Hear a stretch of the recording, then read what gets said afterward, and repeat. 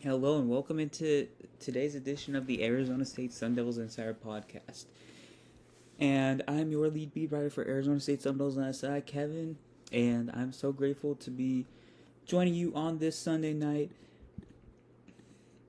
after a week in which Arizona State was idle, no games, bye week, preparing for a massive Week 7 game against the Utah Utes. The Sun Devils already put themselves in good position to compete for another Big 12 title. By starting the slate 2-0, they defeated Baylor and TCU, two teams that were considered, if not at the top of the conference, sleepers in the conference heading into the season. Baylor was considered a top tier contender. TCU was considered by a sleeper by people including me. Uh, I saw that TCU team.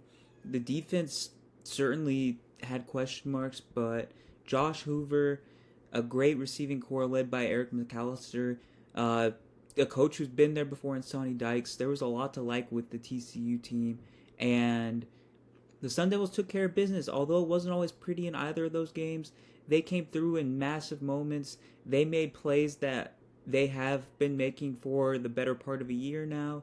Sam Levitt continues to look better and better. Jordan Tyson is dominating the college world. He is almost averaging 100 yards gained through the air per game. Raleek Brown averaging almost 7 yards a carry. Leading rusher in the Big 12 in terms of raw yardage. The defense has really taken the next man up mantra to heart, with Xavier Alford missing multiple games. Adrian Boogie Wilson has stepped in and played admirably. Cyrus Fiaseu was out this past week and he's probably going to be out against Utah as well. Martell Hughes stepped up, secured the game-sealing interception on Josh Hoover in the TCU game, and excuse me, and that's just, like I always say, it's a microcosm of the program that is Arizona State. It starts at the foundation. The foundation is Kenny Dillingham, and the Sun Devils are in this position because of the program that Kenny Dillingham has built up, the talent he's identified, the coaches he's hired to cultivate the talent, the lessons the team has learned in the last year. There are so many things that have led them to this point, and Sun Devil football is here to stay, and they returned to the AP Top 25 last week after beating TCU. They moved in at number 25. This week they moved up to number 21 despite not even playing a game this week, and that was in large part due to Texas. Obviously, the 2024 Peach Bowl matchup that they played in and lost in. Texas dropped out of the top 25 after a loss to Florida, and Penn State dropped out after a loss to UCLA, a team that was not even expected to win a game the rest of the season after losing a game to Northwestern recently.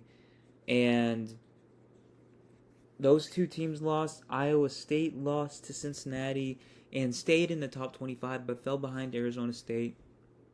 Same with Florida State. Florida State came into the season firing on all cylinders. They upset Alabama in the opening game of the season.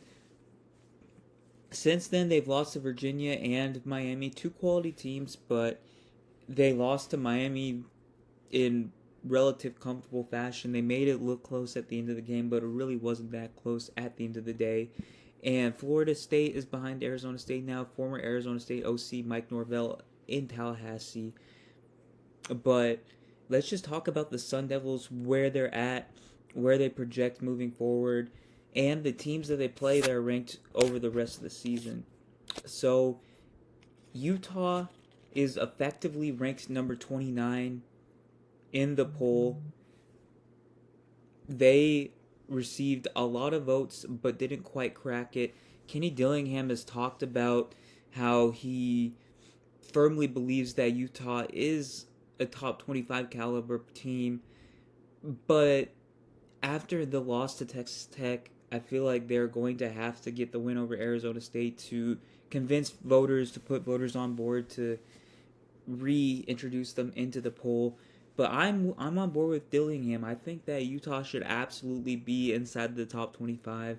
They are a very, very good team, and the loss to Texas Tech was more Texas Tech stepping up and being as good as advertised compared to Utah, relative to Utah not being as good as originally believed.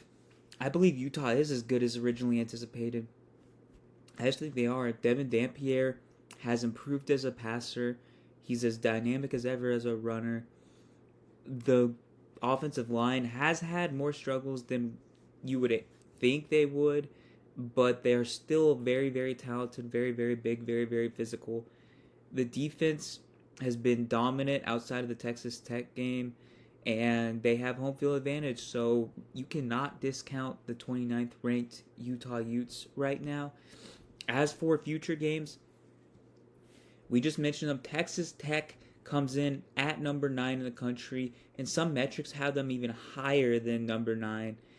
It feels like the consensus has started to build up that Texas Tech is the prohibitive favorite to represent the Big 12 in the college football playoff this season, assuming that there are no other bids in the conference. And I can't argue that right now. We have to see Arizona State beat Texas Tech to really gauge what the hierarchy of the conference is looking like right now. Because I think Arizona State is the second best team in the conference right now. But there's really no way to tell if they can stack up with Texas Tech or not until the two actually play.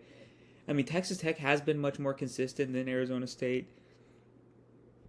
I think Utah is the best win between the two teams so far this season. Arizona State probably has the two best wins next to those in beating TCU and Baylor, but Texas Tech has been extremely consistent on both sides of the ball. Their defense has been dominant. They are the only run defense in the Big 12 that is better than the Sun Devils right now. Behren Morton had a very, very strong comeback game, and that is going to be an incredible challenge. If Arizona State can pull through and get on the doorstep of the top 15 and Texas Tech remains in the top 10, that's a battle that could win College Game Day coming to Tempe as a result. And for the last team that the Sun Devils are set to face that's ranked the rest of the season, they are set to face the Iowa State Cyclones, who I said before are number 22 in this week's poll. I personally would have dropped the Cyclones out after this loss to Cincinnati. Yeah, they had a lot of defensive backs out. They weren't fully intact, but there's a pattern at this point of Iowa State kind of slogging through games. They barely beat Arkansas State. They were hanging by a thread against Arkansas State. They were convincing in the Arizona game, but they scraped by Kansas State. They really scraped by Iowa, and Iowa's not a bad win, but there you see a pattern there, and then losing to Cincinnati is really exposed a lot of the flaws that they have as a roster. Even though Matt Campbell, it remains a phenomenal coach. He's very, very consistent, and Rocco Becht is a great quarterback. But they do have more questions than a team like Arizona State or Texas Tech or even a TCU has in my mind. And that might not lend too well to them heading into the stretch run of the season. But we shall see. We have to let the talk on the field sort things out. And the Sun Devils have as good of a chance as anybody. They just need to keep on winning games, controlling their destiny, and like I said, everything will take care of itself if that's the case. And that is really all I have for today. Thank you so much for tuning in to this episode, and I will see you tomorrow to hopefully talk about Kenny Dillingham's Monday press conference ahead of the Utah game. Thank you so much.